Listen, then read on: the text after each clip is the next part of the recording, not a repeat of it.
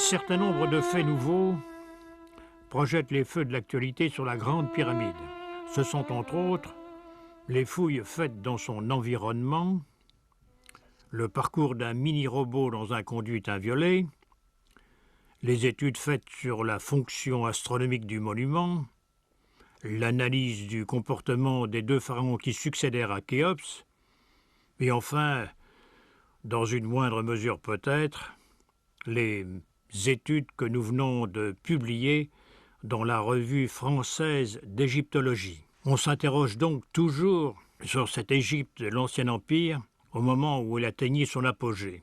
Quel était ce pharaon Khéops qui, il y a 45 siècles, osa se construire le plus grand tombeau de l'histoire alors que l'humanité n'avait pas encore érigé de monument? Sa pyramide a-t-elle livré ses secrets? En quel lieu de ce monument repose-t-il?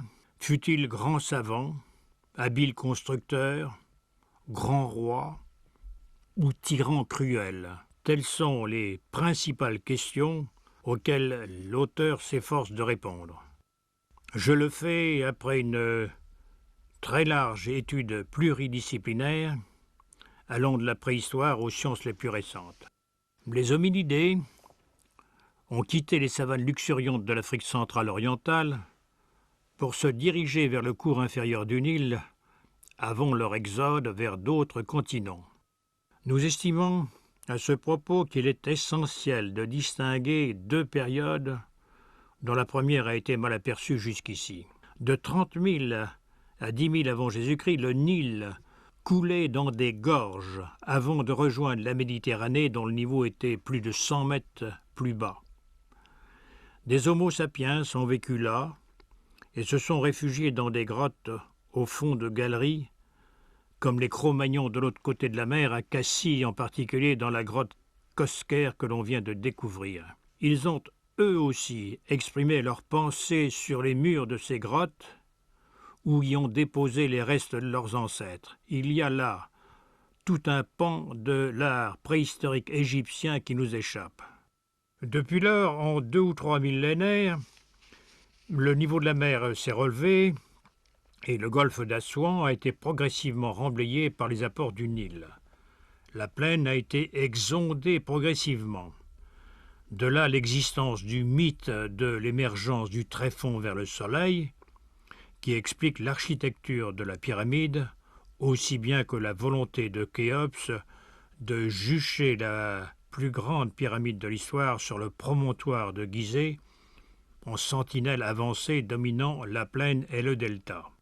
Le haut barrage, construit en 1960 à Assouan, a incontestablement flatté l'orgueil des Égyptiens. Mais elle leur a fait oublier les enseignements de la préhistoire, car 30 ans seulement après la formation du lac Nasser, à l'amont de celui-ci, au territoire soudanais, s'accumulent déjà les atterrissements du Nil qui annoncent la formation d'une nouvelle plaine. Elle scellera définitivement, comme autrefois plus à l'aval, le sort des monuments noyés sous le lac. Le monument est exceptionnel et attachant parce qu'aujourd'hui encore, un spécialiste des massifs rocheux peut apprendre quelque chose sur le caractère de l'homme qui l'a conçu et réalisé, ainsi que sur les circonstances qui marquèrent la fin de l'œuvre. 3 questions se posent. Première question, la connaissance de la pyramide est-elle complète? La réponse est négative. L'exploration l'an dernier d'un conduit inviolé depuis 45 siècles a mis en évidence une porte assez mystérieuse et les recherches continuent. D'autre part, il m'apparaît que l'existence de la chambre annoncée par Hérodote n'est pas du tout à rejeter. Cette chambre, au dire de l'historien grec, serait à l'extrémité d'un conduit souterrain.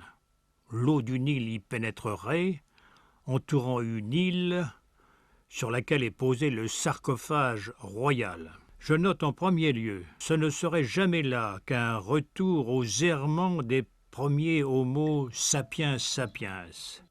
Sur le plan technique, j'ai entrepris de montrer la crédibilité du témoignage d'Hérodote, pourtant si souvent tourné en dérision.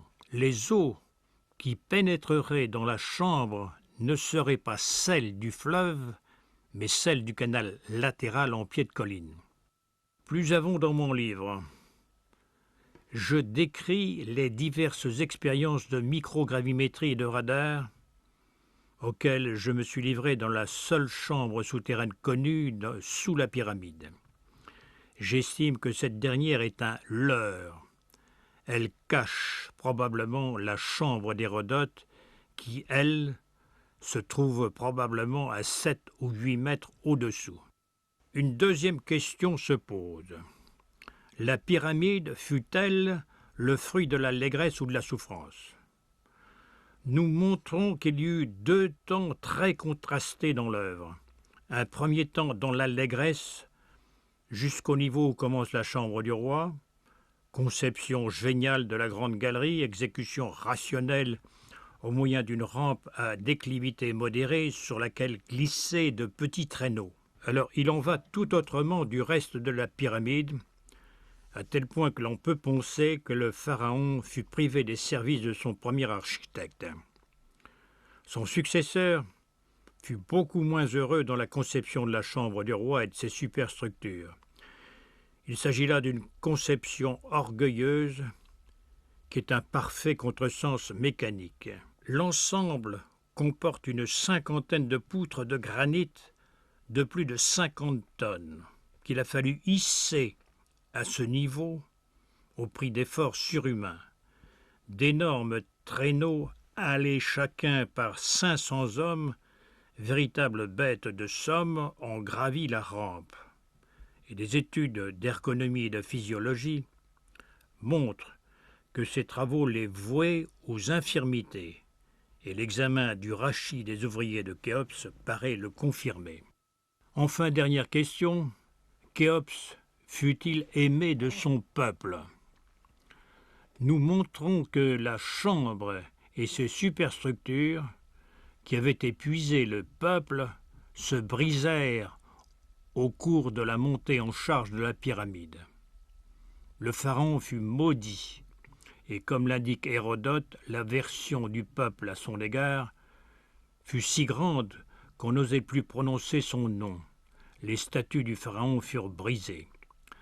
À Khéops va succéder un usurpateur réformateur qui prit le contre-pied de son prédécesseur, et ses architectures, beaucoup plus modestes, épargnèrent la souffrance du peuple.